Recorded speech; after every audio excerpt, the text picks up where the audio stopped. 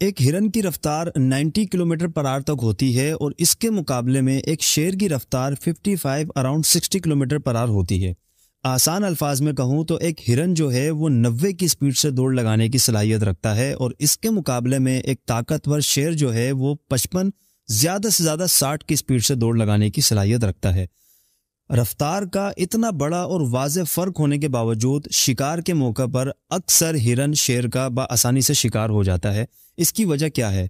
हालांकि हिरन की रफ्तार तो तेज़ है, उसको तो शेर के पंजों में आना ही नहीं चाहिए, लेकिन फिर भी हिरन आसानी से शेर का शिकार बन जाता है। इसकी वजह यह है कि जब भी शेर हिरन के पीछे दौड़ लगाता है तो हिरन भागता तो है, लेकिन उसके दिल में शेर का इस कदर डर और खौफ बैठ जाता है कि वो बार बार पलट कर शेर को देखने में अपनी सलाहियतें ज़ाया कर रहा होता है, यानी अपना दिमाग जो है वो डिवाइड कर रहा होता है। तो इसी वजह से वो अपनी तेज़ रफ्तारी तक नहीं पहुंच पाता और फिर एक वक्त ऐसा आता है कि शेर अपने पंजों से जो है वो हिरन को दबोच लेता है। इतना बड़ा वाज़ेह फ़र्क होने के बावजूद भी शेर जो है वो हिरन पर गालिब आ जाता है। कितना ही अच्छा होता कि अगर हिरन शेर को इग्नोर करके शेर से बगैर डरे अपनी सलाहियतें यानी कि अपने भागने के ऊपर कंसंट्रेट करता तो 15-20 ज़्यादा से ज़्यादा 30 सेकंड के अंदर ही, आधे मिनट के अंदर ही हिरन शेर के पंजे से बहुत ज़्यादा दूर जा सकता था और अपनी ज़िंदगी बचा सकता था। कुछ इसी तरह का मामला हम इंसानों के साथ भी है। हम भी ज़िंदगी की रेस में दौड़ तो रहे हैं, लेकिन हमारे दिल में अपने माजी का डर खौफ इस कदर बैठा हुआ है कि हम बार बार अपने माजी को याद करते हैं। फला जगह हमें टाइम नहीं देना चाहिए था, हमने 4 साल उस कंपनी में ज़ाया कर दिए, मैंने 2 साल अपने दोस्त के कहने पे ज़ाया कर दिए, 2 साल मैंने फला जगह पे ज़ाया कर दिए। तो हम भी अपने माजी की नाकामियों को अपने सामने आईने की तरह रखते हैं और अपने प्रेजेंट को बर्बाद कर रहे होते हैं, जिसका असर डायरेक्टली हमारे फ्यूचर पे पड़ता है।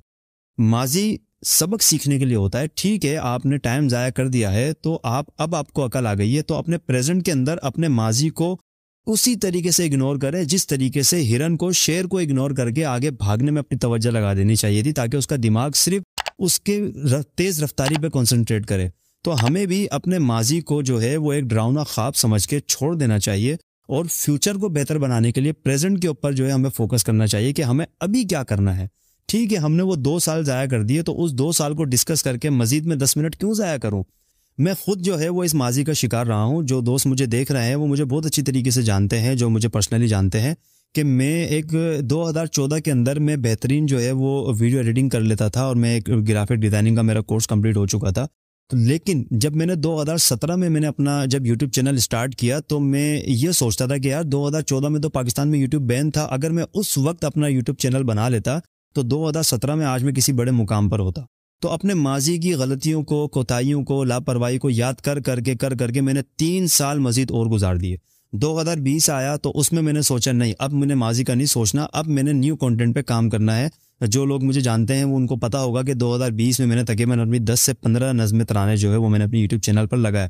लेकिन फिर मैं ये सोचने लग गया कि नहीं यार, 2020 में मैंने ये काम किया, मुझे ये करना चाहिए था, मजीद मैंने 2 साल और ज़ाया कर दिए।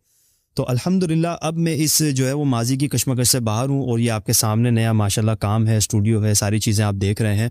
अभी दोबारा काम शुरू किया है। मैंने सोचा कि मैं जब इस चुंगल से बाहर आ गया हूँ अल्हम्दुलिल्लाह, मज़ीद भी आ जाऊँगा, तो मैं अपने दोस्तों को, क्योंकि मैं बहुत सारे दोस्तों को जानता हूँ जो काम स्टार्ट करना चाहते हैं, स्टेप लेना चाहते हैं, लेकिन स्टेप ले नहीं पा रहे होते। तो ये वीडियो बनाने का मकसद सिर्फ इतना है। देखिए, माजी जो ना, माजी एक पाँव में लिपटी हुई जंजीर की तरह होता है।